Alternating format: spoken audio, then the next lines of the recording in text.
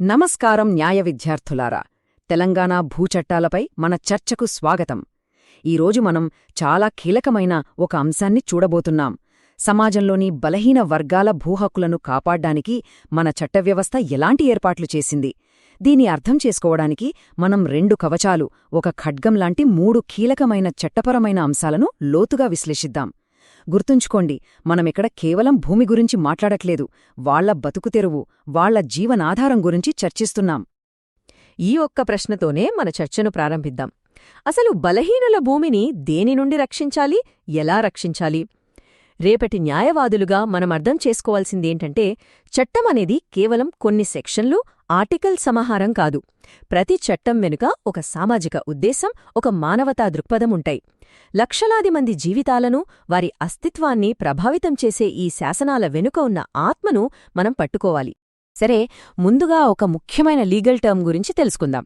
అదే భూమి పరాయీకరణ లేదా ల్యాండ్ ఏలియనేషన్.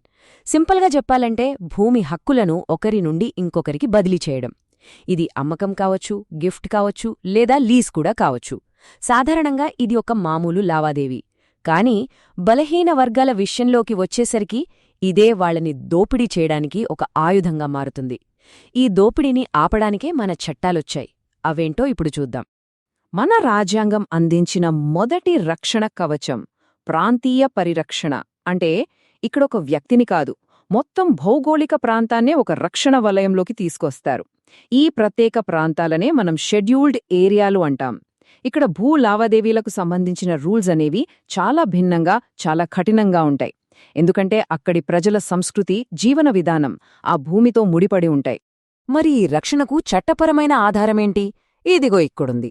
మన రాజ్యాంగంలోని ఆర్టికల్ 244 5వ షెడ్యూల్ దీనికి పునాది వేశాయి. ఆ తర్వాత వచ్చిన 1996 పెసా చట్టం గ్రామసభలకు అపారమైన అధికారాన్నిచ్చింది. అంటే గ్రామసభ అనుమతి లేకుండా ఆ ప్రాంతంలో భూమిని ఎవరూ కొనలేరు, అమ్మలేరు. ఇక 2006 అటవీ హక్కుల చట్టమైతే తరతరాలుగా వాళ్లు సాగు చేసుకుంటున్న అటవీ భూమిపై వాళ్లకే హక్కులు కల్పించింది. ఈ చట్టాలన్నీ కలిసి ఒక బలమైన కోటను నిర్మించాయి. దానివల్ల షెడ్యూల్డ్ ఏరియాల్లో గిరిజనేతరులకు భూమి బదిలీ దాదాపు అసాధ్యం. ఈ రెండింటి మధ్య ఉన్న తేడాను మనం స్పష్టంగా అర్థం చేసుకోవాలి. సాధారణ ప్రాంతాల్లో భూమి అంటే అది ఒక వ్యక్తిగత ఆస్తి. కాని షెడ్యూల్డ్ ప్రాంతాల్లో భూమి అనేది ఒక సామూహిక ఆస్తి. అంటే అది ఒక వ్యక్తిది కాదు, ఆ సమాజానిది, ఆ కమ్యూనిటీది. అందుకే అక్కడ భూమి అమ్మాలన్నా, కొనాలన్నా మార్కెట్ శక్తులు కాదు, గ్రామసభ నిర్ణయిస్తుంది. ఈ ఒక్క చిన్న తేడానే వాళ్ల భూములను కాపాడే అతిపెద్ద రక్షణ కవచం. చట్టముంది సరే, మరి న్యాయస్థానాలు దాన్ని ఎలా బలపరిచాయి? దానికి ఈ Samatha versus state of Andhra Pradesh కేసే ఒక పెద్ద ఉదాహరణ. 1997లో వచ్చిన ఈ చరిత్రాత్మక తీర్పులో సుప్రీంకోర్టు ఒక అద్భుతమైన వ్యాఖ్యానం చేసింది. గిరిజన భూమిని గిరిజనేతరులకు బదిలీ చెయ్యకూడదన్నప్పుడు గిరిజనేతరుడు అనే పదంలో ప్రభుత్వంతో సహా ప్రైవేట్ కంపెనీలు కూడా వస్తాయని చెప్పింది. అంటే ప్రభుత్వం కూడా గిరిజన భూమిని మైనింగ్ లాంటి వాటికోసం ప్రైవేట్ కంపెనీలకు ఇవ్వడానికి వీల్లేదని తేల్చి చెప్పింది. ఇది నిజంగా ఒక గేమ్ చేంజర్. సరే, అది మొదటి కవచం, అంటే ప్రాంతాలను కాపాడటం. ఇప్పుడు మనం రెండో కవచం వైపు వెళ్దాం. ఇది ప్రాంతాలను గురించి కాదు, నిర్దిష్ట వ్యక్తులను కాపాడటం గురించి. ప్రభుత్వం పేదరికంలో ఉన్నవారికి జీవనోపాధి కోసం ఇచ్చిన భూములుంటాయి కదా, వాటినే మనం అసైన్డ్ భూములు అంటాం. వాటిని ఎలా కాపాడతారో చూద్దాం. ఈ రెండో కవచానికి గుండికాయలాంటిది 1977 నాటి తెలంగాణ అసైన్డ్ భూముల బదిలీ నిషేధ చట్టం. ఈ చట్టం ఉద్దేశం చాలా సింపుల్. ప్రభుత్వం ఒక పేదవాడికి బతకడానికి భూమి ఇస్తే ఆ భూమి వాళ్ల దగ్గరే ఉండాలి. డబ్బు అవసరం కోసమో లేదా ఎవరైనా మోసం చేసో ఆ భూమిని వాళ్లు అమ్ముకోకూడదు. కొన్నవాళ్లకు చిక్కులే. ఈ దోపిడీని ఆపడానికే ఈ చట్టాన్ని తీసుకొచ్చారు. ఈ ప్రక్రియను చూస్తే మనకు విషయం స్పష్టంగా అర్థమవుతుంది.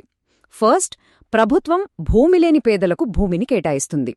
సెకండ్, వాళ్లు ఆ భూమిని వ్యవసాయం లేదా ఇల్లు కట్టుకోవడం లాంటి వాటికి వాడుకోవాలి.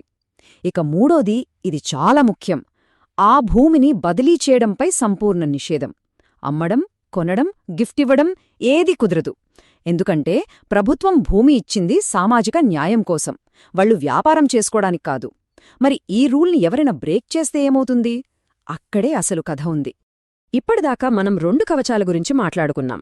మరి ఈ కవచాలను ఛేదించి ఎవరైనా చట్టాన్ని ఉల్లంఘిస్తే అప్పుడే మన చట్ట వ్యవస్థ తన ఖడ్గాన్ని బయటకు తీస్తుంది. ఆ ఖడ్గం పేరే పునఃస్వాధీనం లేదా రిజంప్షన్ ఆఫ్ ల్యాండ్. పునఃస్వాధీనమంటే చాలా పవర్ఫుల్ కాన్సెప్ట్.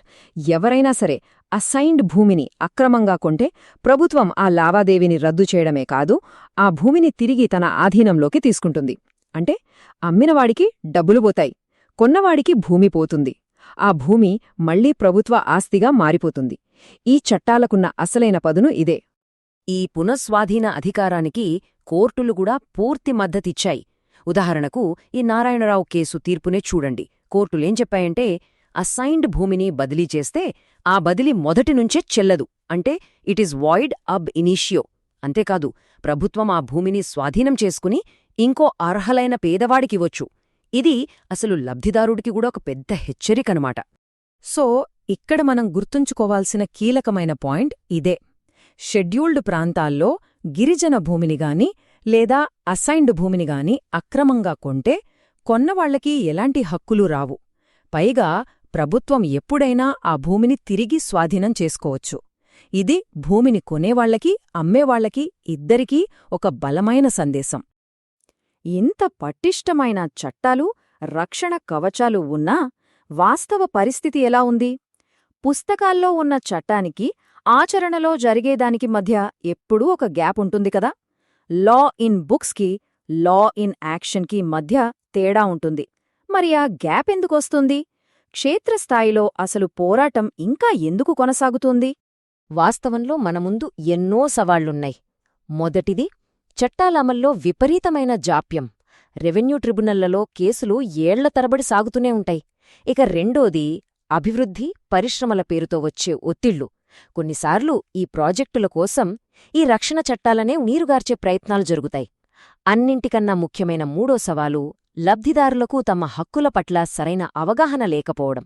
ఇక్కడే మనలాంటి న్యాయ నిపుణుల పాత్ర చాలా కీలకమవుతుంది.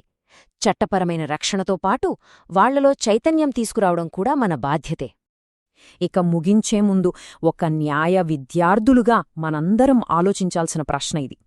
ఒకవైపు దేశానికి ఆర్థికాభివృద్ధి అవసరం, మరోవైపు ప్రజలకు భూమిపై హక్కు, మానవ గౌరవం కూడా అంతే ముఖ్యం. ఈ రెండింటినీ చట్టాలు ఎలా బ్యాలెన్స్ చేయగలవు? దీన్ని మనం అభివృద్ధి వర్సెస్ హక్కులు అని చూడకూడదు. మానవ గౌరవాన్ని కేంద్రంలో పెట్టి ఈ రెండింటినీ సమన్వయం చేసే మార్గాన్ని మనం అన్వేషించాలి. రేపటి న్యాయ నిపుణులుగా ఈ సమతుల్యతను సాధించే బాధ్యత మనందరిపైనా ఉంది. దీని గురించి ఆలోచించండి. ధన్యవాదాలు.